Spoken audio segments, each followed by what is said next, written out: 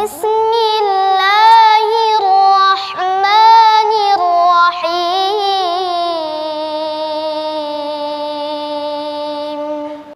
salat tadi kita diingatkan oleh Allah Subhanahu wa taala melalui bacaan imam kita di surah Ibrahim, surah ke-14 itu ayat 35 sampai dengan ayat 44 tadi dibacakan. Pesan utama di ayat ini terangkum dalam beberapa hal berikut. Pertama, ada isyarat dalam Al-Quran sebagai sunnah yang berlaku sejak masa nabi-nabi sebelum Nabi Muhammad SAW, bahkan berlaku sejak masa Abul Anbiya Ibrahim alaihissalam, bahwa pertama, Al-Quran mengisyaratkan jika Anda dapati dalam satu lingkungan kehidupan, tempat atau lingkungan bernegara dirasakan ada situasi yang kurang nyaman, tidak menenteramkan pada jiwa, maka sunnahnya bukan mengeluh, tapi memohon kepada Allah Subhanahu wa taala dengan berdoa supaya Allah berkenan menghadirkan ketentraman dalam kehidupan bermasyarakat. Itu sunnahnya. Dan jangan menciptakan suasana-suasana yang kontraproduktif, yang menghadirkan kegelisahan baru. Ya, perhatikan bagaimana Nabi Ibrahim alaihissalam ketika masuk ke sebuah negeri yang bahkan fasilitasnya pun tidak ada. Ya, bahkan tumbuhan pun tidak tumbuh gitu. Ya, kalau dilukiskan di ayat 37-nya itu, inni askantu min dzurriyyati biwadin ghairi dzi zar'in. Saya tinggalkan keturunan saya ini di satu tempat yang tumbuhan pun nggak tumbuh, dia kering kerontang. Masya Allah ya. Nah, tapi yang menarik ketika masuk ke situ di ayat 35-nya, wa idz qala Ibrahim rabbi ja'al hadzal balada amina.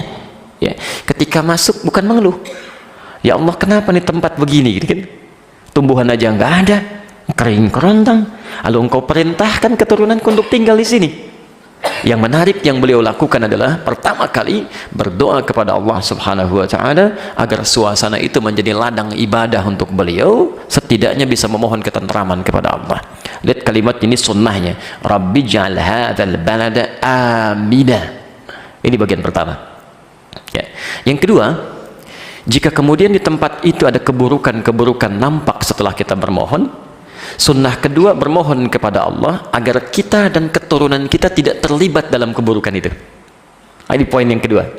Jadi begitu Anda melihat situasi yang tidak nyaman di lingkungan tempat tinggal, atau baru datang ke satu negeri untuk beraktivitas, kan? Situasi kurang kondusif, satu, minta keamanan dan ketenteraman pada Allah. Yang kedua, jangan terlibat pada keburukan yang terjadi, apalagi jika keburukan itu menjauhkan Anda dari Allah Subhanahu wa taala. Ya, wajibni wa man ma'iya an na'budal asnam. Ya Allah, mohon jauhkan aku dan keturunanku untuk berbuat buruk, terlebih ketika itu menjauhkan diri kami darimu ya Allah. Ya. Jelas ya? Itu an na'budal asnam, itu kesyirikan. Hati-hati. Kalau sudah ada muncul nuansa-nuansa di sekitaran mengarah pada kesyirikan, ya. Dulu Syekh Muhammad Hashim bin Ash'ari yang mendirikan Nahdlatul Ulama itu tanggal 31 Januari 1926 ya, pernah memberikan fatwa untuk mengingatkan agar masyarakat sekitaran Jawa tidak terlibat dalam nuansa-nuansa yang bisa menghadirkan kesyirikan. Ya, ini mempraktekkan toleransi ini sekarang lagi musim-musim toleransi deh. Ya, antum lihat di kitab beliau, dari 19 kitab itu ada kitab yang kedua, namanya Risalah Ahlus Sunnah wal Jamaah. Di halaman ke-14, di paragraf yang pertama, baris yang ke-4 sampai baris yang ke-7, posisinya sebelah kanan di atas itu di pojok. Ya, beliau sampaikan qala fil anwari, dan disebutkan dalam kitab Al-Anwar, wa yaqta'u bitakfiri, dan cukup dianggap ingkar, tegas fatwanya ini. Ya, lalu nyambung ke baris yang kelimanya, wa kullu fa'ilin fi'lan, yaitu setiap orang yang melakukan aktivitas yang langsung terlihat, tindakannya nyata kelihatan, ya, wa kullu fa'ilin fi'lan la yasduru illa min kafir, ikut-ikutan dari perbuatan-perbuatan non muslim yang akan ibadah, ya, kasujudi lis salib, ya, seperti ikut-ikutan kata beliau, ada yang pakai salib, ya, awin nar, ada yang ikut-ikutan ke tempat penyembahan api, ya. Jadi ini jaga toleransi itu indah dalam Islam, indah. Biarkan umat lain beribadah dengan kepercayaannya, tidak boleh diganggu. Tugasnya hanya berdakwah. Ya, kita berdoa dan berdakwah, tapi nggak boleh mengganggu orang. Awas, hati-hati, lakum dinukum waliyadin. Untukmu kepercayaan Anda, untuk saya agama saya yang saya yakini. La ikraha fid din, tidak boleh memaksa orang dalam urusan agama. Jadi nggak benar kalau misalnya ada orang Islam, maaf ya, masuk ke gereja misalnya kemudian sweeping, ya, berhentikan orang ibadah di tempat ibadah mereka, itu nggak boleh. Bahkan dosa itu. Ya, dosa karena laknya la nahyi. Ya, Quran surah kedua Al-Baqarah ayat 256, posisi paling kiri sebelah bawah. La ikraha, tidak boleh memberikan paksaan. Ya, yang ada kita doakan, kita dakwahi. Ya, dengan dakwah itu mudah-mudahan ada kelembutan hati, bisa hadir petunjuk Allah pada diri-diri mereka. Tapi nggak boleh memaksakan, ya, sampai merusak dan sebagainya, itu tidak diperkenankan. Ya, tapi yang menarik, jangan sampai juga menjadikan semua aktivitas itu, ini toleransi tingkat paling tinggi itu. Untuk Anda silahkan, kami nggak ganggu. Ya, tapi juga, maaf, tidak boleh kemudian ikut-ikutan di dalamnya. Seperti kita pun tidak boleh memaksa mereka untuk ikut-ikutan tentang, maaf, tradisi dalam agama kita, ya, ritual agama kita. Ya, antum Idul Fitri misalnya, antum pimpinan di perusahaan maksa karyawannya harus pakai, ya, jubah, ya, pakai sarung, pakai koko, bisa, itu nggak boleh. Ya, biarkan aja gitu kan. Nah, termasuk juga pernah terjadi di Jawa itu dulu tahun 1330 Hijrah, 108 tahun yang lalu, sekitar 1908 tahun yang lalu, itu pernah ada kejadian orang-orang Jawa itu dipaksa untuk ikut ke tempat ibadahnya penjajah pada saat itu beserta tuan-tuannya, kemudian diminta untuk mengenakan atribut-atributnya, kemudian diminta ikut sekalipun tidak ikut ibadah ke tempat ibadah mereka. Itu sudah ada kejadiannya dulu. Maka keluarlah fatwa ini, kata beliau, awil masyi ilal kanais, atau ikut-ikutan kemudian walaupun itu dipaksa untuk pergi ke kanais, jamak dari kanisah, gereja. Untuk pergi ikut-ikutan. Jadi dulu sudah ada itu kejadian itu sampai keluar fatwa. Ini saya coba mengutip ya, untuk menegaskan kembali supaya kita tidak larut dalam hal yang bertentangan dengan hukum Allah di sini. Ma'ahliha, ikut-ikutan bersama ahli ibadahnya, ya, pemeluk agamanya, bizanani diha, ya, atau bahkan mengenakan atribut-atribut ya. Itu sudah keluar fatwa dulu. Ya, jadi MUI itu cuma menegaskan saja untuk menjaga toleransi supaya tidak saling mencampur adukan dalam kehidupan ritual beragama. Di toleransi itu tidak harus ikut-ikutan, tapi memperkenankan mereka sesuai dengan keyakinannya, silahkan, jangan diganggu, dan kita pun tidak terlibat di situ, dan kita pun tidak memaksa mereka untuk mengenakan atribut kita. Jelas di sini? Wah, itu fatwa sudah keluar dari zamannya Kiai Haji Muhammad Hashim bin Asy'ari. Ya, jadi hati-hati ya, awas hati-hati, ulama-ulama kita dulu sudah mengingatkan supaya menjaga ketentraman dengan tanpa melibatkan unsur-unsur yang bisa mengganggu kehidupan beragama yang baik di negeri ini. Sejak dulu masih bernama Nusantara. Ya, sejak dulu masih bernama Nusantara. Jadi ini penting diingatkan. Awas, kalimat Qur'annya tadi ketika diingatkan, an-na'budal asnam, supaya kami tidak ikut-ikutan menghadiri ritual ibadah. Awas, hati-hati, na'bud itu bisa diartikan ibadah, bukan cuma menyembah. Ya, ibadah itu artinya segala yang terkait dengan perangkat ibadahnya, walaupun tidak ikut ritual di dalamnya. Awas, termasuk misal memfasilitasi kan ritual ibadahnya, itu nggak boleh. Nabi pernah diingatkan oleh Allah langsung. Quran surah ke-17 ayat 73 sampai 75. Ya, Quran surah ke-17 Al-Isra ayat 73 sampai 75, posisinya paling kanan, di tengah ke bawah sedikit. Ya. Wa in kadu la yaftinunaka 'anil ladzi auhayna ilaika. Ya. Hampir-hampir saja ada orang yang akan membuat engkau Muhammad terjebak. Awas, hati-hati untuk berpaling dari wahyu yang pernah kami turunkan kepadamu. Ya. Ayat ini turun untuk merespon satu ajakan dari kalangan Quraisy yang saat itu mengajukan proposal pada Nabi SAW pertama di malam hari, di malam situasinya. Datang pada Rasulullah menyampaikan, Muhammad, kita memang beda ini, tapi jangan sampai perbedaan kita menjadikan kita berselisih sampai mengakibatkan peperangan. Ya, kita toleransi aja lah. Kami malam ini menyembah Tuhan kamu, besok kamu ikut menyembah Tuhan kita. Maka tatkala itu disampaikan, turunlah kemudian di Quran aturan yang jelas. Quran surah Al-Kafirun, Quran surah 109 ayat 1 sampai 6 itu. Ya, qul ya ayyuhal kafirun. Katakan, hei orang-orang kafir. Kafir itu maksudnya yang menutup diri, itu bahasa sopan itu. Yang menutup diri, tidak mau menerima iman, itu kafir. Ya, makanya orang-orang yang datang ini termasuk Abu Jahal, Abu Lahab dan abu-abu yang lainnya, kan? Itu tidak marah disebut kafir.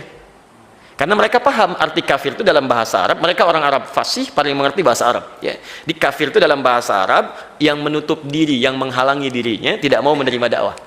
Jelas ya? Jadi mereka pun mengakui, saya memang menutup diri, saya nggak mau terima dakwah kamu. Makanya oleh Quran disebut kafir. Yang menutup diri itu bahasa sopan sebetulnya dalam bahasa Arab. Ya, untuk menunjukkan bahwa Islam itu dengan bahasa yang lembut saat berdakwah, tidak mengatakan kamu ini ingkar iman, kamu begini, tidak. Anda yang masih tertutup, belum mau menerima risalah dakwah. Itu ayat itu turun. Coba bandingkan misalnya dengan istilah-istilah di tempat lain. Ya, ada yang menyebut domba misalnya kan, wah, domba yang tersesat ya. Baik, menurunkan Anda statusnya dari manusia jadi domba. Kan jauh ya perbandingannya. Baik, Anda jadi orang Arab dulu disebut kafir nggak marah. Ya. Saya hanya ingin menerangkan sisi bahasa ya, si bahasa. Anda yang masih menutup diri, kata Quran, maaf ya, la a'budu ma ta'budun. Kami tidak akan pernah ikut-ikutan menyembah atau ikut ritual seperti Anda melakukan sesembahan itu. Sampai puncaknya di ujungnya lakum dinukum waliyadin. Begini saja aturan dari Allah. Silahkan lakum dinukum, Anda silahkan ibadah senyaman-nyamannya sesuai dengan keyakinan Anda. Waliyadin, dan biarkan kami pun beribadah sesuai dengan apa yang kami yakini. Itu yang paling indah itu. Jadi tidak perlu ikut-ikutan, tidak perlu pasang atributnya, masing-masing aja. Dan di situ kita kemudian bersaing dalam dakwah yang baik. Jelas ya? Nah, hanya terjadi di Nusantara ini. Dulu itu hidup begitu Pak, berdampingan. Silahkan cek ya. Majapahit itu berdiri, itu sebetulnya jauh setelah Islam. Islam duluan tuh di Nusantara. Ya. Kerajaan Majapahit itu baru berdiri tahun 1294. Samudra Pasai itu berdiri 1275. Jadi 14 tahun sebelum Majapahit sudah ada kerajaan Islam di Samudra Pasai. Ya. Coba baca bukunya Profesor Ahmad Mansur Suryanegara, kan? Yang Api Sejarah itu. Ya, Anda buka di halaman 105, posisinya sebelah kanan di atas dia, paragraf pertama, baris 1 sampai 2. Itu disebutkan di situ oleh beliau. Cetakan Juli tahun 2013, Ramadan 1434 Hijrah. Ya. Nah, itu jilid pertama warna hitam ya. Kalau Anda buka di situ, itu diterangkan dengan jelas. Jadi Islam sudah duluan masuk, kemudian setelah itu ada Hindu, ada kemudian Buddha juga, ada kemudian di situ animisme, dinamisme, dan semua berdampingan, nggak ada masalah di situ. Ya, praktek dakwah aja yang berjalan. Dan hidup saling bertoleransi dalam keagamaan. Cuma persoalannya ketika datang Portugis tahun 1511 mulai maksa-maksa untuk ikutan ke tempat ibadahnya.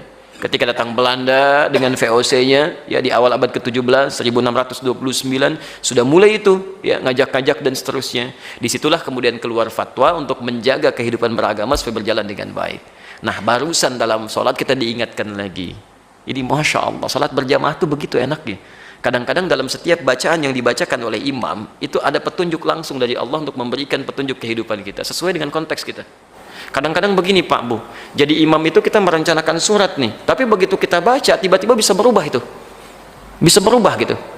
Nah, jadi coba hadirkan suasana ini. Pertama, jika ada yang kurang nyaman dalam kehidupan kita, bukan mengeluh, bukan menghadirkan suasana yang tidak kondusif lagi, tapi minimal kita berdoa dalam kebaikan.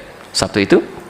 Yang kedua, jangan terlibat perbuatan-perbuatan buruk yang terlebih pada hal yang bisa menjauhkan diri kita dengan Allah Subhanahu wa taala. Ketiga, ini yang paling penting pesan tadi. Dalam situasi sulit yang dialami, awas hati-hati, baik itu di rumah, ini umum sifatnya, atau di pekerjaan, atau di lingkungan sosial. Kata Allah, ikhtiar selalu, maksudnya tingkatkan usaha kita untuk mengatasi persoalan dimaksud dan iringi dengan meningkatkan ibadah kepada Allah. Perhatikan rumusnya ya. Awas, ini suka dianggap ringan padahal di sini kuncinya. Jika Anda punya masalah apapun dalam hidup, kata Allah, jangan pernah mengeluh dengan masalah itu, tapi tingkatkan ikhtiar Anda, kemampuan Anda sesuai dengan ilmu dan kemampuan yang Allah titipkan pada Anda untuk mengatasi persoalan itu. Dan ini poinnya, please-nya ya, dampingi dengan peningkatan ibadah kita pada Allah Subhanahu wa taala. Minimal salat, liyuqimus shalah. Jelas ya? Liyuqimus shalah, minimal salat. Tolong tarik garis di dalam kalimat salat ini. Itu banyak sekali ayat dalam Al-Quran yang berkorelasi positif antara peningkatan kualitas dan kuantitas sholat yang baik dengan pengentasan persoalan-persoalan kehidupan.